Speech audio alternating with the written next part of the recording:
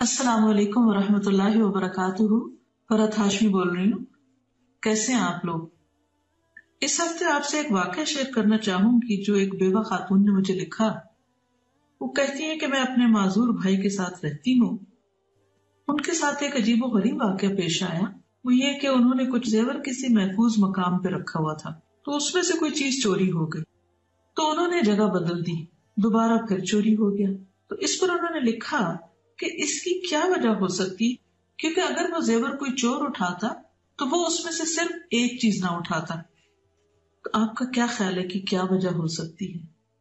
مجھے اس پر بخاری کی وہ حدیث یاد آئی جو آیت الکرسی کے بارے میں حضرت ابو ہریرہ رضی اللہ تعالیٰ عنہ بیان کرتے ہیں کہ ایک دفعہ اللہ کے رسول صلی اللہ علیہ وسلم نے ان کو صدقہ فطر کے کام پر مقرر کیا، تو دیکھا کہ رات کے وقت کوئی شخص آیا اور لب بھر بھر کر اس میں سے چوری کرنے لگا، تو انہوں نے اس کو پکڑ لیا۔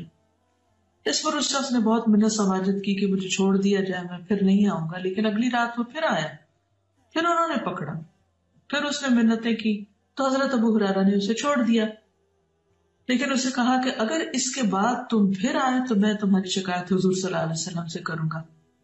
تیسرے دن چور پھر واپس آ گیا، پھر انہوں نے پکڑا۔ اس پر وہ کہنے لگا کہ دیکھو میں تمہیں ایک عمل بتاتا ہوں، تم آیت الکرسی پڑھ لو تو اس کے بعد میں نہیں آ سکوں گا۔ حضرت ابو ہریرہ نے یہ واقعہ نبی صلی اللہ علیہ وسلم سے آ کر بیان کیا، تو آپ نے فرمایا تھا وہ جھوٹا لیکن بات اس نے سچ کہی، وہ شیطان تھا۔ ایک حقیقت ہے کہ جب انسان آیت الکرسی پڑھتا ہے تو ایک حدیث کے مطابق اللہ سبحانہ تعالیٰ کی طرف سے اس شخص کے لیے ایک نگہبان مقرر کر دیا جاتا ہے۔ تو جب ہم رات کو سوتے وقت آیت الکرسی پڑھتے ہیں تو ہماری جان، مال اور اولاد کی بھی حفاظت ہوتی ہے۔ آپ بھی آزمائیے۔ اللہ حافظ۔ السلام علیکم ورحمۃ اللہ وبرکاتہ۔ ویڈیو کے نیچے سبسکرائب کے بٹن پہ کلک کریں، بیل کے آئیکن پہ کلک کیجیے تاکہ ہر نئی ویڈیو کی نوٹیفیکیشن